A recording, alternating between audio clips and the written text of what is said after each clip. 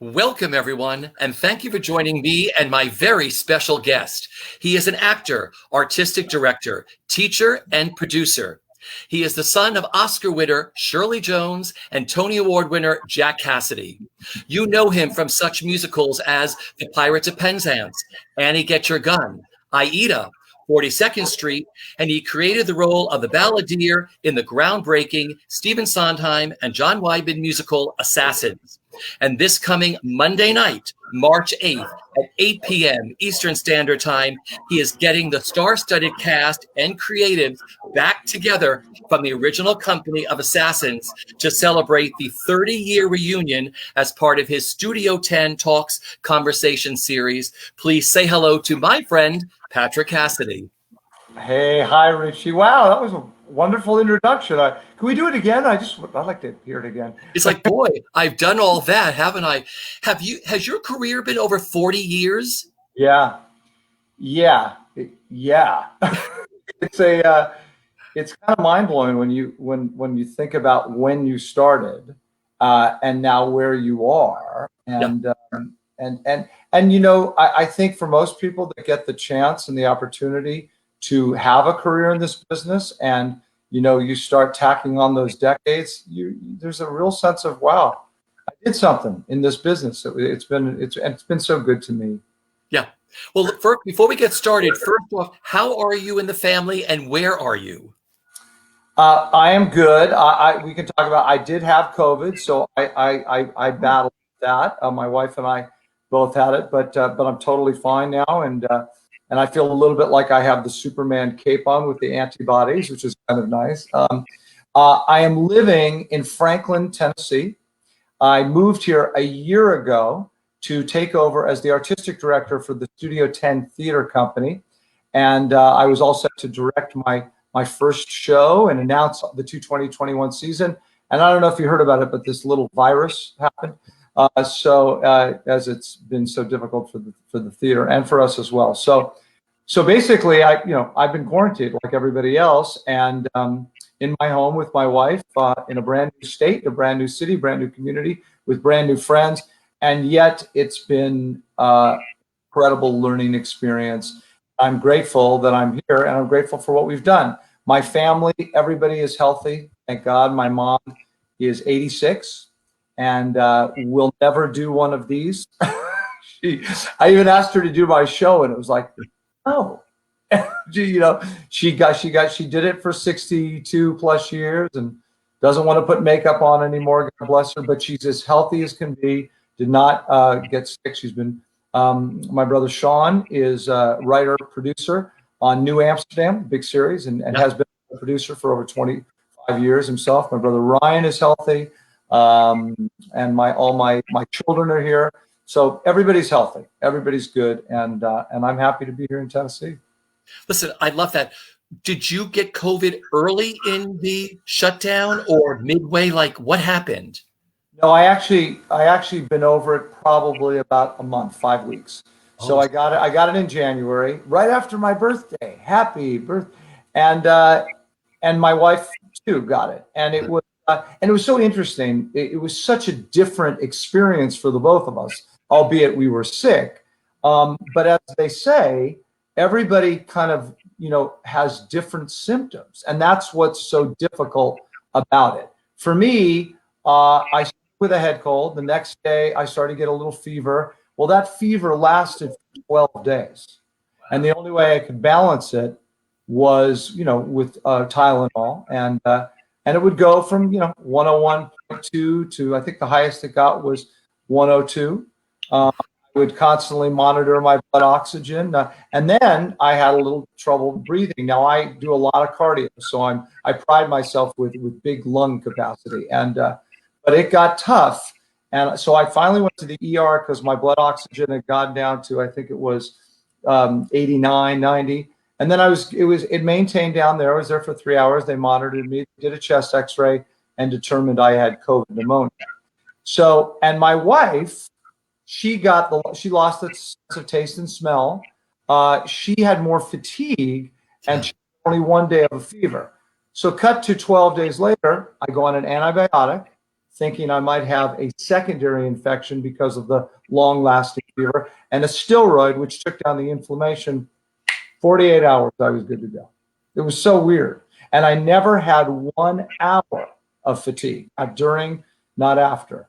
Her sense of taste and smell is about 50% back, and we're good to go. I'm back at the gym. It's such a wild virus because it has hit different people in so many different ways, especially different people in their own families. But I'm thrilled that both of you are back. You know, is there a light now that there's a light at the end of the tunnel with vaccines rolling out and everything else? Are days better for you, or do you still have good days and bad days of just trying to figure it all out with the theater, when you can open, all that sort of stuff, Patrick? Yeah, I think it's a sort of open forum discussion. I spoke to Ira Weitzman briefly, and we're going to talk again, at Lincoln Center about them. And, and I think if you have Broadway sort of at the top shelf level, and Studio 10 is one of the nonprofit theater companies, in a different state, we're all trying to figure it out. Everything in between. And for us, we're planning in the fall. I have an incredible board that has been incredibly supportive for us and for me. And we're looking, the strange thing was, because I had just come here and to be the artistic director, which means I produce shows, I plan shows, and I couldn't do that. And so what do you do as the artistic director when everything is virtual? Well, in the process, we created an education program, and we teach kids from all over the country. And that program has grown and is continuing to grow. And I get to teach all week, which I love. I love teaching. And I've started with kids in person privately, and with masks and all safe. And so that's been a blessing. We created 2 big fundraisers. That was a huge help for us. And then we did a virtual contest and camps, virtual camps. And then this talk show, Studio 10 Talks, which we are now in our 44th, 48 something week. Yeah. Is this, as you do, a live stream talk show. We do it on Monday nights at 7 o'clock Central Standard Time. And I just started calling my friends on the phone. Well, again, having had a 40-year career, I've had the opportunity to work with some great people, and are also famous people. And they all said yes. Patti LuPone and Jason Alexander and Michael Feinstein and Victor Garber and Treat Williams and Kristen Chenoweth and John Stamos. The list just goes on and on and on. And so much so that the Franklin Theater, the theater here in Franklin, called us, and we now live stream from the theater, and now the Assassins thing on Monday. So I feel really proud of what we've done since the pandemic and during this sort of virtual world. I'm really proud of it. Well, you have done a lot. As one people around the world who are watching this, you can donate to Studio 10 if you'd like. Patrick, what is the website where people can go if they want to donate and take a look at what you all do? It's amazing. You can go to studio10.com, and there are donations. Give Butter is there too. You can you can plug in STT studio10talks.com. And you will find us. We so appreciate it. I say it every night on our show, the theater survives. Our theater survives by producing shows and donations. And right now we can't produce shows, so donations, and they have saved us, and they will continue to save us with everybody's generosity. So please donate. Please help Studio 10. Everybody, myself starting, will so appreciate it.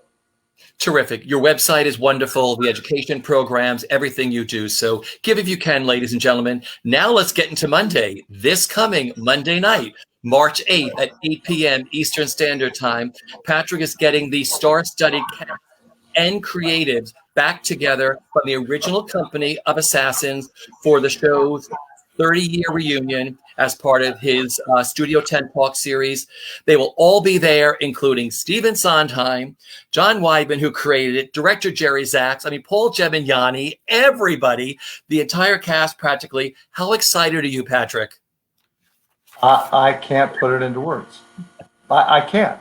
I'm still in complete shock. I really am. It started, if you want sort of the little evolution of it, It started because I had gotten in contact with John Weidman, who I have intermittently over the years spoken to and just adore John. And I wanted him to be on the show. Yeah. And I then said to him, hey, do you think Steve would do this show? And he says, well, I don't think, he does this stuff, but email him. And I did. And Steve said, look, Patrick, if I do it, I have to do them all. And I understand that. He's probably approached all the time to do these things. And yet he sent me this incredible, generous thing, the musical autograph that he does, where he signs every note. I mean, he did it. It was such it was beautiful. But then I had this thought, well, I wonder if the Assassin people, because I had Victor on the show, would want to do this. It's 30 years. We've never all gotten together. Well, I started with Victor, and he again graciously said yes. Deb Monk, she said yes. And then John helped me tremendously. He got me in touch with Jerry Zaks, and I spoke to Jerry. He enthusiastically said absolutely. And then one at a time, Lee Wilkoff, Greg Gurman, Annie Golden, Eddie Corbett, Jonathan Hidari, Lynn Green, Bill Perry. It just was Terrence Mann. Yeah. I got Terry in Malta, Spain. He was working on something, and I picked up, and again, all said yes, and excitingly so. So on Monday night at 8 o'clock Eastern Standard Time, 7 o'clock Central Standard Time, we have this show, and it is special. We have been working around the clock to produce it on many levels. I think the show, I could do an interview with John and Steve for an hour and a half. The show should last about an hour and a half, hour 45, and there's so many surprises that we're going to do. Okay, so for the fans that will be tuning in from all around the world, some people are going to be singing from Assassins, right? I'm going to sing because Balladeer, the part I played, had a tremendous amount of singing in the show. Yes, there's surprises, but I can promise you this. 3, possibly 4 are going to sing. We're going to show clips. We're going to show a lot of pictures of the production itself, behind the scenes pictures from the recording studio. I don't want to say who it is because it's sort of a surprise for both Steve and John. So, I think that's wonderful. I think it's great. Listen, just even if no one sang, it would be great to tune into this. But now to see behind the scenes, clips and these very rare photos that, you all took during the time period of recording it and during the show, and then to have these surprises of at least knowing that you're going to sing and some other surprises, and that Steve and John are going to be surprised, and Jerry, this is really special. This is really going to be great. So not only are you streaming it, but we're streaming it here also at BroadwayWorld.com, which is really great too. We're glad to be a part of this with you. Thank you, Broadway World. Thank you, Richie. Thank you, all of you guys over there. That's Assassins is such a groundbreaking musical. It was a landmark musical. Looking back, how life-changing was this show and this role for you, Patrick? It was everything. I say all the time, it was the greatest theatrical experience of my career.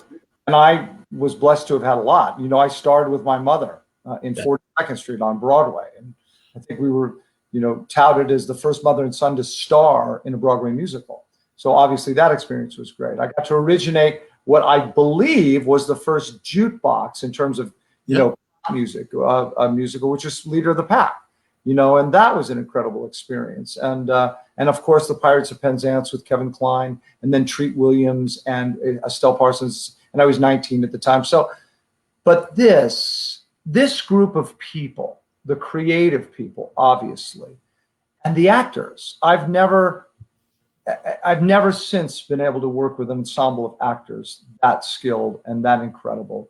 And of course, every actor would give his left arm, then his right arm to originate a Stephen Sondheim show. So yeah, it was by far the greatest theatrical experience for me. All right, do you remember the first time you had to sing for Sondheim? Oh, it's a great story. Yeah. I flew myself out from California because I heard that, there's the new Stephen Sondheim show. And I had to learn a section of the Ballad of Booth, which was the first 2 verses at the time, minus the opening part, which they actually wrote while we were in previews, someone tell the story. That was all written during previews, but it just started with the vamp. So I learned it, and I don't read music, so learning something note for note when you have no recording or reference to pull from. Oh yeah, I heard this person sing that. Now I know. I had to learn it note for note, verbatim, and then I came out, and it was the audition was at Playwrights Horizons. I think I followed Loudon Wainwright III, a real folk singer, and he came out with his guitar, and I went in and I sang and Jerry was there, and Steve and John and Paul Gemignani and Andre Bishop and Ira Weitzman, who ran Playwrights at that time. And I sang, and Jerry came up to me and he said, so that was terrific. He says, I want you to do it again. And so I went again, and then he came up to me and said, terrific. He said, I want you to do it again. And he gave me a little bit of direction, and I did it again. Well, I ended up doing it, I think, 4 to 5 times. And I, with Steve, all I wanted to do was talk about how my father knew Steve. My father, I don't know if you know this, but my father did the original backers auditions for Steve's first show with Music and Lyrics, which is Saturday night. And so he was friends. He went to the opening night of Little Night Music with Hal and Steve and my mother. So they had history together, and a friendship. So, and that's all I wanted to do as I was, sitting there singing the Ballad of Booth.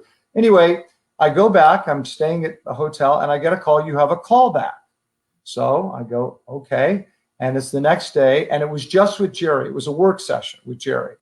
And I went back into Playwrights, and I was on that little stage, and again, I sang the song, and he gave me some direction. He says, Patrick, just say the words. Say the words. And what he was meaning, which was rightfully so, was that the words themselves were so good. I didn't have to comment or indicate on any of them. And we did it another 4 or 5 times. And I walked out in the hallway. This is every actor's wish. And he came out in the hallway and he says, you got it. And so I didn't even have to wait to get home. And then I asked Playwrights nonprofit there. I said, listen, I got to go back to California to get my stuff. Would you fly me back? And they said, no, you start a rehearsal on Monday. You get. I said, okay. So that was it.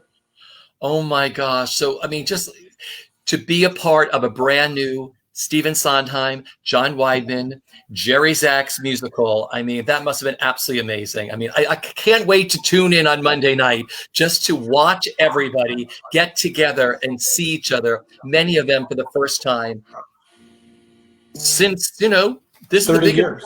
30 years. Yeah. 30 years. So we'll all be there. Patrick, I want to go back to the beginning. Of course, you're the son of Oscar winner Shirley Jones and Tony Award winner Jack Cassidy. Your brothers are Sean Cassidy, Ryan Cassidy. Your half brother was David Cassidy. What was it like growing up in the Cassidy home? Because we were all brought up on like the Partridge Family. That was my show. And I was like, I used to get all the teen magazines, and my sisters did. And I was like, that must be the coolest house to grow up in. What was it like? It was like the Osmonds minus Utah. No, it was, the interesting thing about everybody being in show business in your family is because everyone around the dinner table you just assume that this is what everybody does, because in our case, that's what we did. Obviously, there is tremendous privilege that goes with it and tremendous attention that goes with it. Both my brothers being huge pop stars in the early 70s and the late 70s. Going to school, I got a lot of attention. And then, of course, when the Partridge Family was on and my mother, was on every Friday nights at 8:30, everybody would say, hey, I want your mom to be my mom. Your mom becomes sort of the household mom every week. But in terms of singing and we would all get together and there's an influence that happens. I learned to play piano because my brother would sit in our den and he taught himself to play piano. So I want to be like him. You want to emulate your older brother, and he wanted to with David. Now David didn't grow up with us because he was our half brother. So when David would come over, and it was like an event. Brother Dave is here.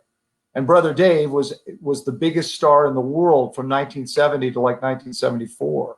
You know, he was like the Beatles. So yeah, it was a wonderful upbringing. I look at my childhood and I feel so blessed that I had it. And my father, you know, he was a New York actor.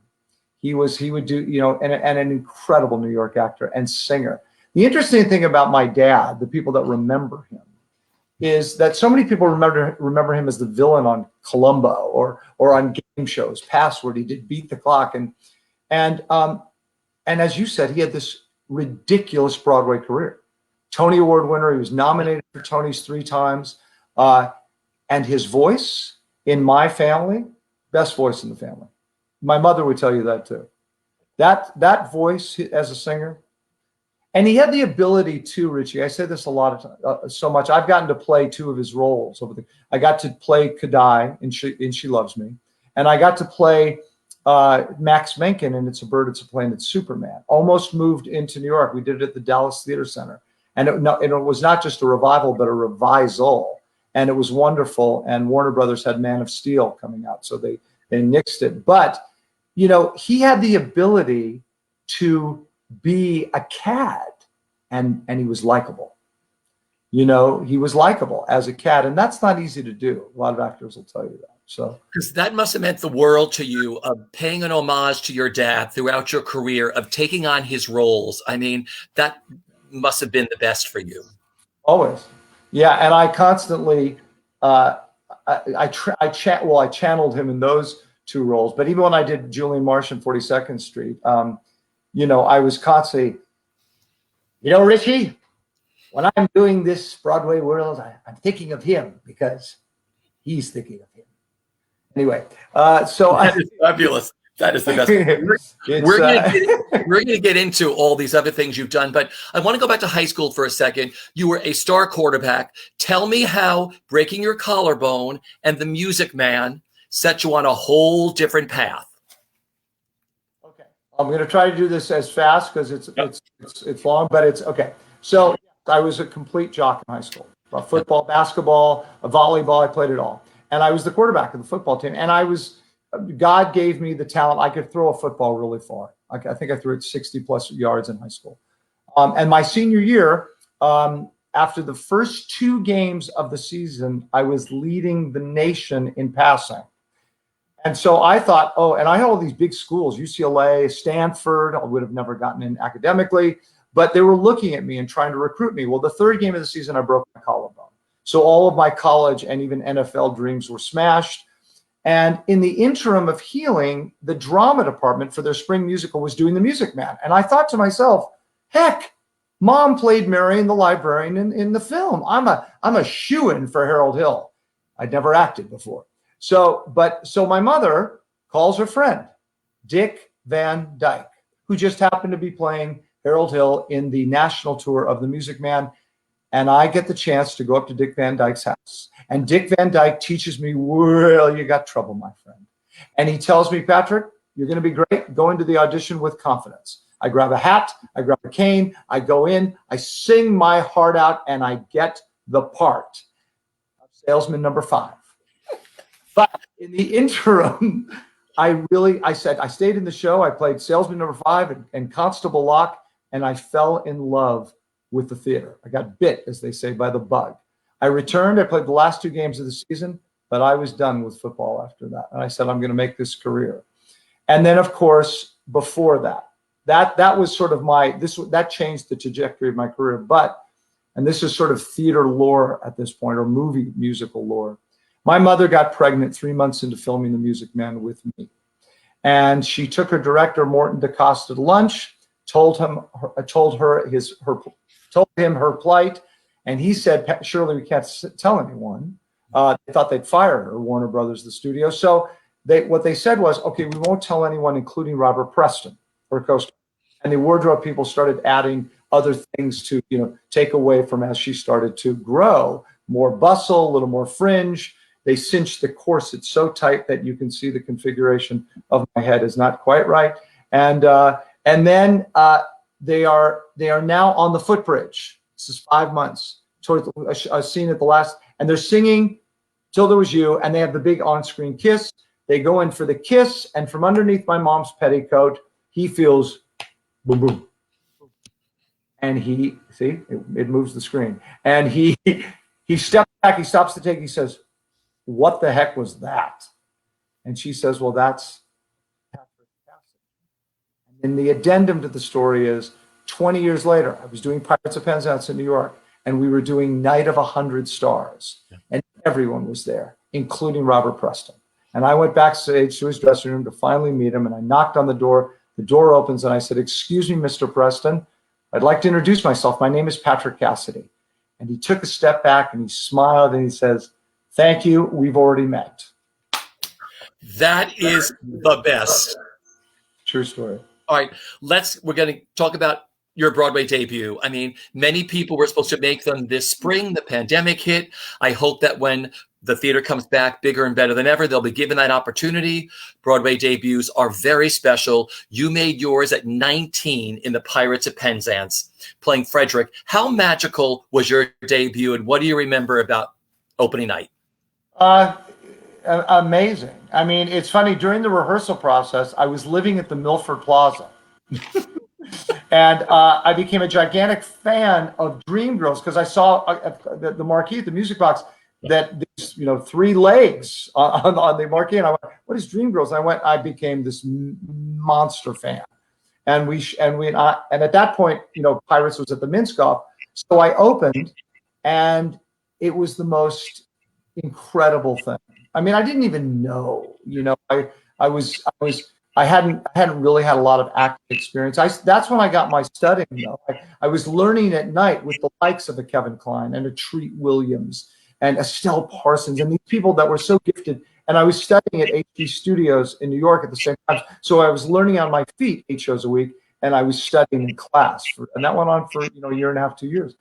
But the one thing I will tell you is this first Saturday night, on Broadway, and during what they call the trios, which was Paradox and Away Away, it's the Pirate King and Ruth and Frederick. I split my pants, my little sailor outfit, these white pleated pants. I split it, and I split it right below the crotch on the seam. So as we did the number, and I was sort of thrusting this sword around and moving about the stage, the seam started to go further, and it ended up split all the way at the ankle. So by the time Maureen McGovern entered Mabel to sing this beautiful love duet with Frederick, the whole audience saw that they revealed that my whole slit of my pants was open. Now, thank God I had a dance belt on and I was covered. But the lyrics to the song were, my Frederick in tears, I cannot tell. And my response was, "No, Mabel, no. A terrible disclosure has just been made." Whole audience starts cracking up. And then there's a moment in the song, because they're again all sort of talking amongst themselves, where she says something was, I'll then return and claim you. I declare it. And she says in her beautiful soprano, "It seems so long." So every single lyric took on a whole sort of mind of its own. I then went off stage. We got a thunderous applause that we stayed in character. I came back on stage for Cat-Like Tread. I had the white pants. I went to directly the center of the passerelle around the orchestra. I took the pants and went, shh, shh. I threw them in the audience, and we got a cheer. So it was that. There was your pop star moment. There was your Patrick Cassidy pop star moment, right? It sure was. It sure was. You mentioned, you got to play Jeff Barry in the Ellie Greenwich, Leader of the Pack. I love that musical. Favorite memory of doing that show was what for you? I learned to dance on that show. It was the show, Michael Peters, God rest his soul, he really took me under his wing, and I went right into dance class, and I was 24 years old, and I was an athlete, so I had that, but very, hamstrings were tight, but I learned to dance. He taught me to dance, and it was great. And Annie Golden, first time I worked with Annie Golden, who I'm going to see on Monday night. She played Squeaky Fromm in Assassins, and incredible. Darlene Love was in that show. Yeah. Ellie Greenwich herself was in that show. And at the time, as I said, the first sort of jukebox musical, if you don't count Ain't Misbehavin', but in terms of sort of a pop catalog, we were it. And, the critics didn't like that at the time. They didn't think that sort of justified as a music that already existed. And then, of course, Buddy opened another 3 or 4 months later and did very well. But the experience was great. I mean, getting to originate any show, whether it runs a week or 5 years, is a wonderful experience. It's all built on you. Yeah, I love that show. So many people did. Just so you know, it's so interesting. Everyone has these preconceived notions of, we weren't a hit, but it's probably one of the most joyous occasions you've ever had on stage. Absolutely. You got to play Bobby opposite Carol Burnett in that beautiful Los Angeles production of Company. How incredible was it playing Bobby in the Sondheim George Firth musical and sharing the stage with Carol Burnett, who was fantastic as Joanne. Yeah. I mean, first of all, she sang it incredibly well, and of course her acting and her comedy. And we had a moment, I'll never forget this, where the last scene, with Bobby and her, and it's all about smoking. They're sitting in the bar, and before she does Ladies Who Lunch, and Larry, her husband's there. Well, the whole scene is about smoking cigarettes, and and the prop of the cigarette package is not there. So, and all the lines are about that. So, the actor playing Larry, so he says, "Look, I'm gonna go to the bathroom. I'll be back in a minute." And he leaves stage. Now we're totally off on the dialogue, and I was like a deer in headlights. I didn't know what to say. I'm sitting there with Carol, and Carol immediately, without missing a beat, she goes, "So Bobby, what did you do today?" And I said, I went to the zoo, which I had that day. And she said, "Oh, that's terrific. You know what I did? I went and bought a new dress." And she gets up, and she wore all those Bob Mackie dresses. She gets up and she has this huge slit, which was part of Mackie's thing, in the back of the dress, right? And she turns to the audience. "I bought this new dress," and you see the slit, and she says, "But I made a terrible mistake and put it on backwards." And the whole audience starts to roll. By that time, the actor had brought back the cigarette package, and we got back into it. But it was great. And it was also when I first met George Firth, who became lifelong friends until he passed. And he came into my dressing room, and he said, "You are Bobby. You were terrific. You are Bobby. Except, why are you getting married? Bobby doesn't." Because he saw in the program that I was scheduled to walk down the aisle, unlike Bobby, and I'm still married 27 years later. That is terrific. But see, that's Carol Burnett doing a live show every week during the Carol Burnett show, but she could just do this and fill the time until Larry came back with the cigarettes. That's right. That's right. Now, you also returned to Assassins, didn't you, again in Los Angeles? But this time, didn't you play John Wilkes Booth? Yeah, it was the LA premiere. Yeah. And they had done it at a place in downtown LA. They tried to develop this place called the New LITC. Yeah. An old bank that they had converted into, I believe it was 4 or even 5 theaters, black box theaters. And they got the rights to do sort of the first Los Angeles production of Assassins.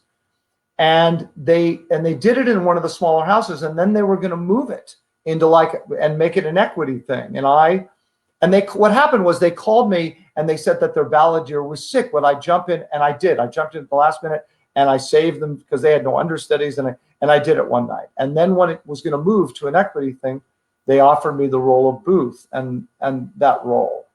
And Victor, I'm sorry, but Victor Garber's performance in that part was extraordinary.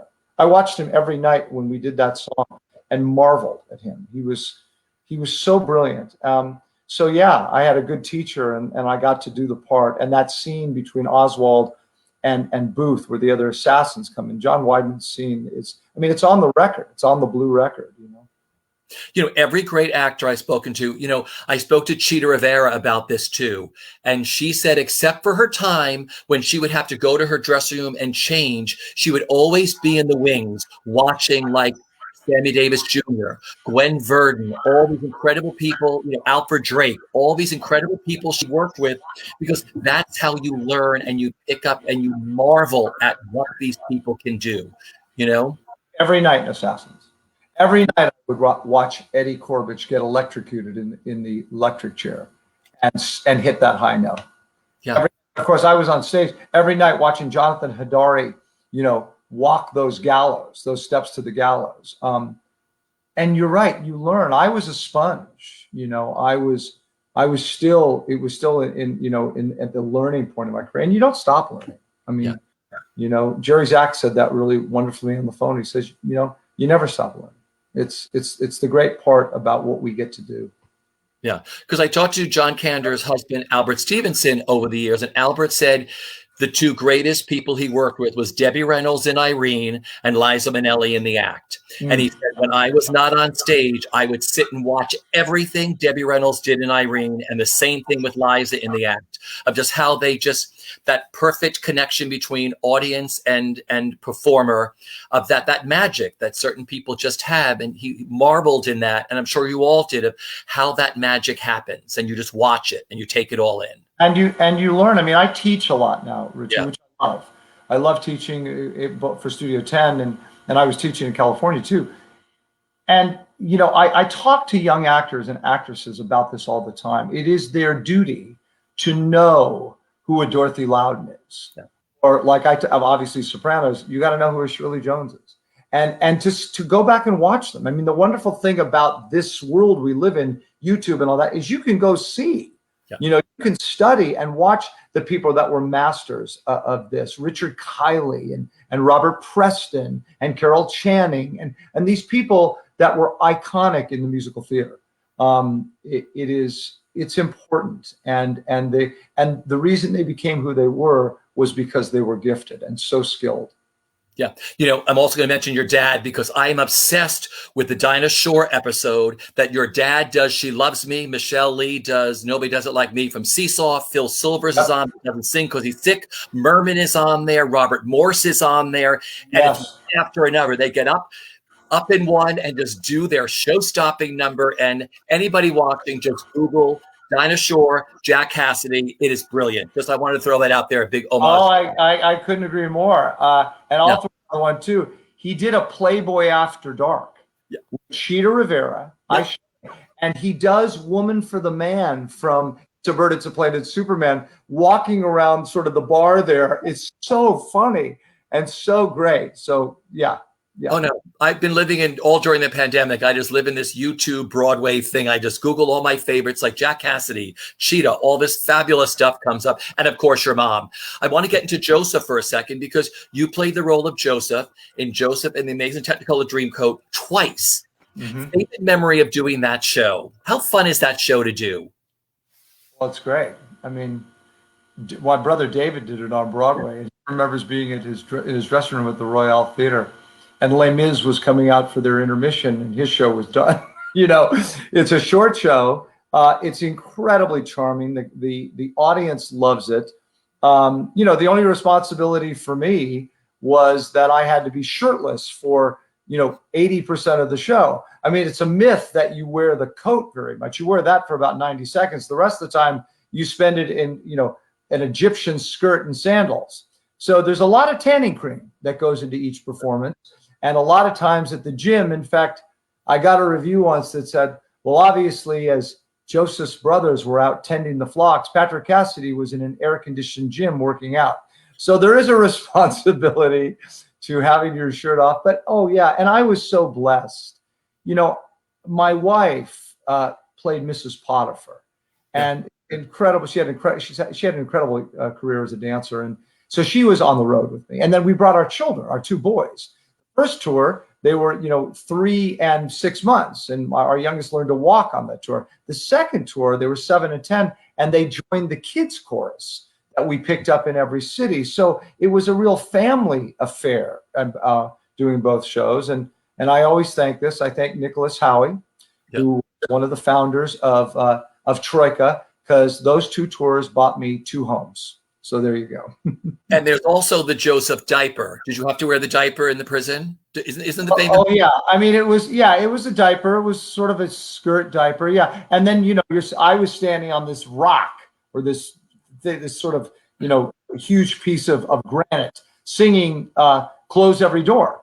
the big ballad that Joseph sings. And the kids chorus is sort of, in different sections, stage right, stage left. And of course, my youngest, Jack, who was 7 at the time, was actually picking his nose while his dad was singing his big number. So pulling focus was part of it. Again, something we learned growing up in this family.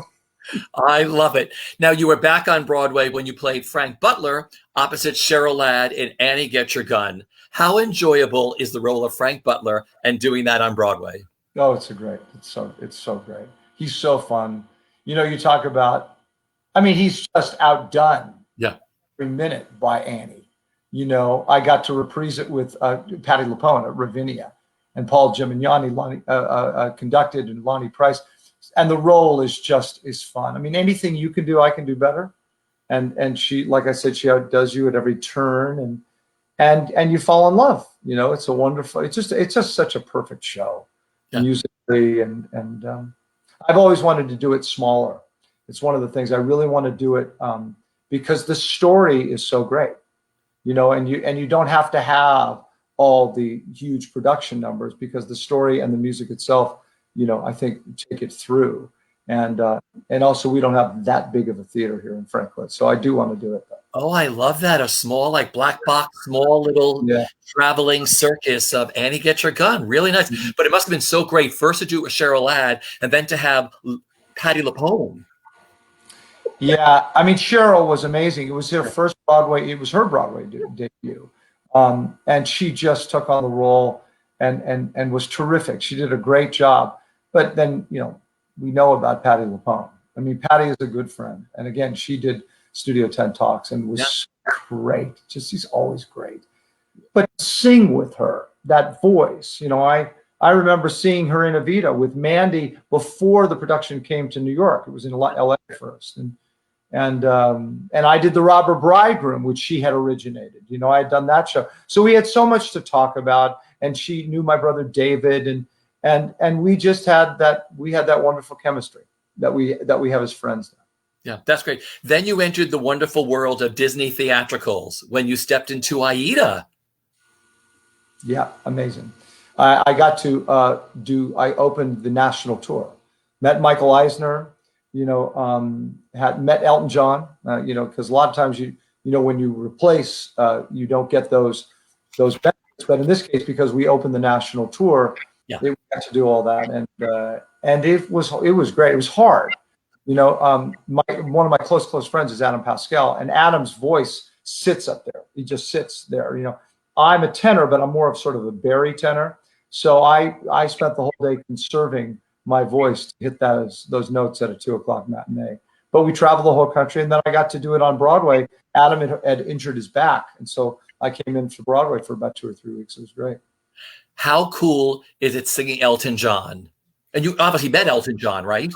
Oh, yeah, and grew up. I saw Elton John, Richie, when I was 14 years old at Dodger Stadium. I took the bus with 2 of my friends because we didn't drive. Yeah. And he came out in a blue sequin Dodger suit. And it was a long concert. It was extraordinary. I grew up. My brother Sean went to when Elton first appeared, made his debut at the Troubadour. It's in the movie, in Rocket Man. Sean was at that concert. That was a block and a half from my house. So I was a gigantic fan. And actually, my son Jack, who has a record deal and a publishing deal, lives here in Nashville. I exposed him to both Elton John and Billy Joel, and that's what he plays. That's his reference of music as a pianist and as a singer.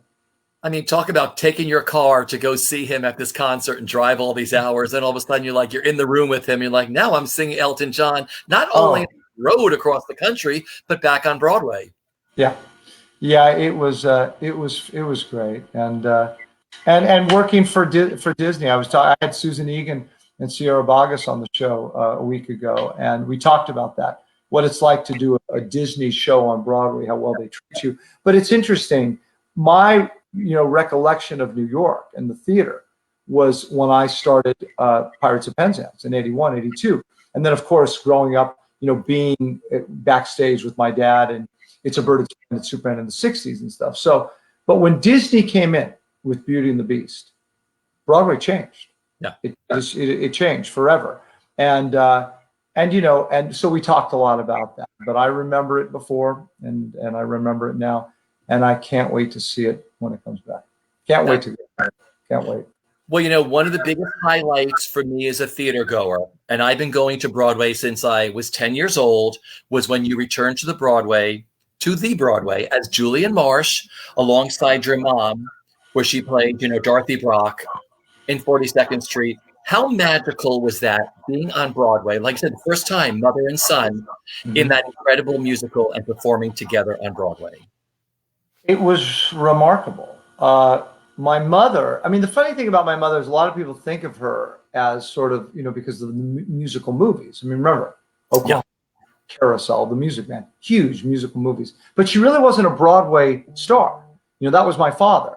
She had done 2 Broadway shows.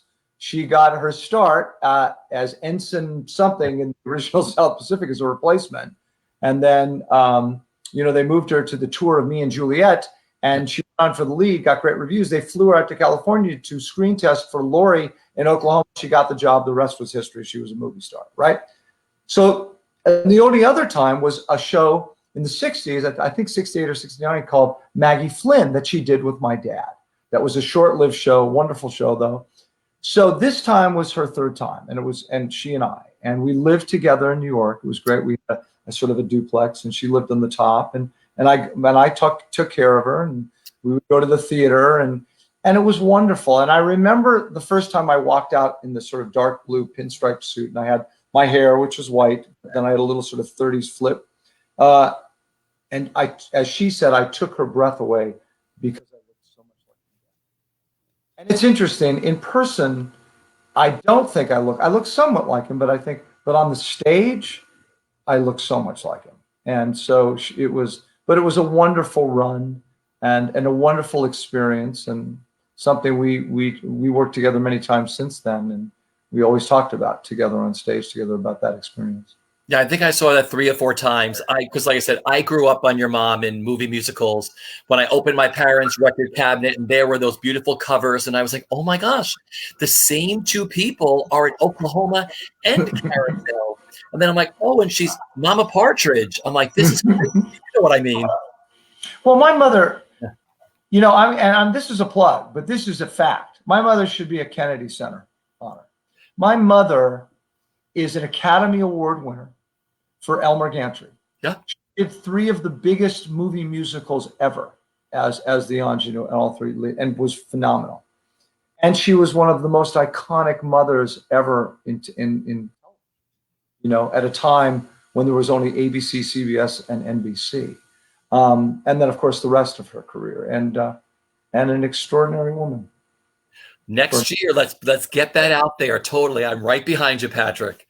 Now, you have done numerous films and lots of television shows, but I wanted to mention the groundbreaking film, Longtime Companion, the first to depict the emotional toll that the AIDS crisis. What would being part of that film mean to you? As I talked to you about Assassins being the greatest theatrical experience, that was by far the greatest film experience of my career. Yeah. All the actors, Mary Louise Parker, Campbell Scott, Dermot Mulroney, John Dossett, who I played on, all of us, we worked for scale. Panavision donated their camera equipment. It was a labor of love because at that time there hadn't been anything in terms of a film about the AIDS epidemic. The only thing that had aired was the early Frost with Aidan Quinn on television that even tackled the subject. And this, written by Craig Lucas, directed by the late Norman Renee, documented the lives of these 7 or 8, men, gay men in New York City, in Manhattan, and what happened to each other. And it was done in 3 parts. I remember Norman talking about it. The first section was before, the catastrophe, then the catastrophe, and then how they dealt with it. Yeah. And the performances were extraordinary. Bruce Davidson got an Academy Award nomination. And for me, it was an amazing time. I'm so proud of that film. I've spoken about it now at different colleges that talk about great films of the 90s, what it meant to so many people. I remember going to a party in Hollywood when the movie had opened, and Sean Penn came up to me And Robert Downey Jr. came up to me and hugged me. John Schlesinger, the director, saying, thank you for doing this. And that was the reaction from everybody. They were proud, and it had to be told at a time when not a lot of people were talking about it, at least not in the press and not in movies.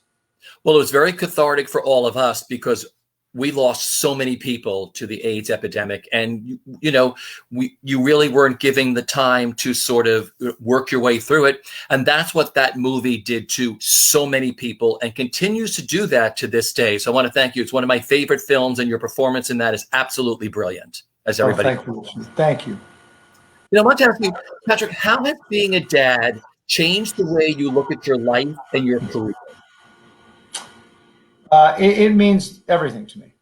I have on my Facebook page, I put my number one priority is my wife.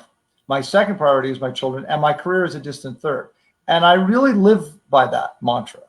I believe that, well, first of all, I believe that your wife is the one that hopefully is with you till the end. So why not put her first? Because when the children grow up, you're left with each other. So that's why I do that. My children fit into that box. And as a result, they have felt the love growing up. And then, of course, the career is great. But when I became a father, it was the most important thing I'd ever done by far. And you don't know what to expect. My father, God bless him, I lost him so early. He was 49 years old when he passed.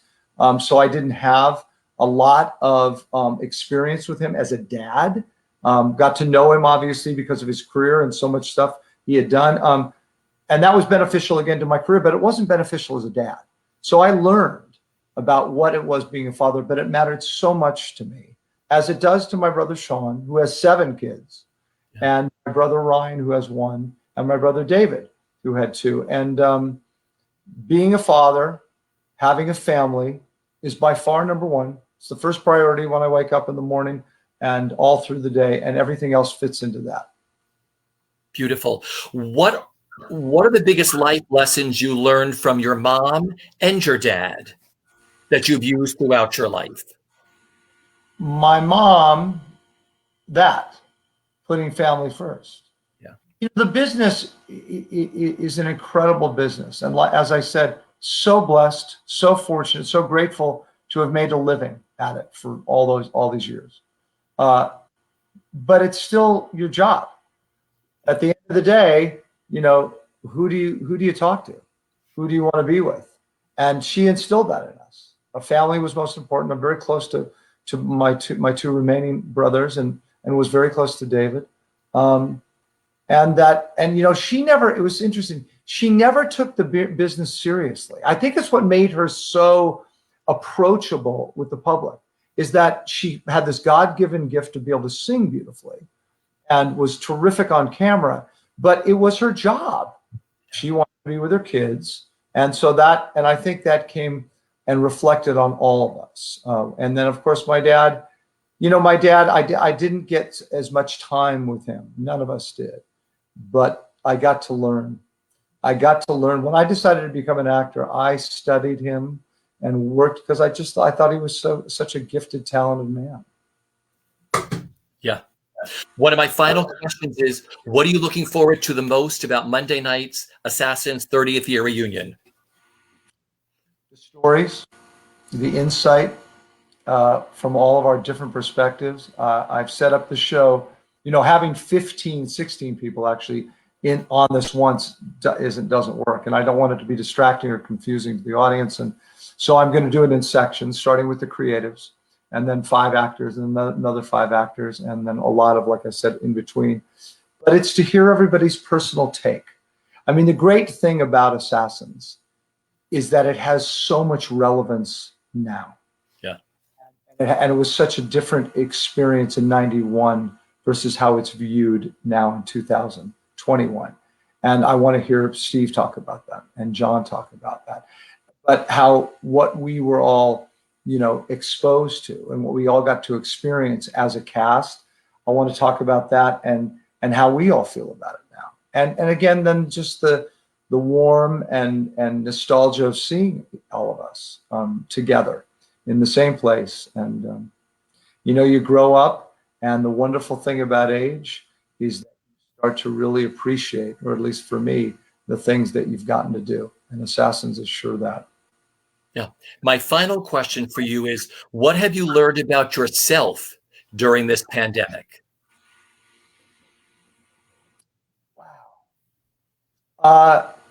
Within my job at Studio 10, I've learned to be creative at a time when I couldn't do what I was brought here to do. So I came up with you get forced into a new area. So you tap into that creative place of your mind, and getting to do Studio 10 talks and all of that comes.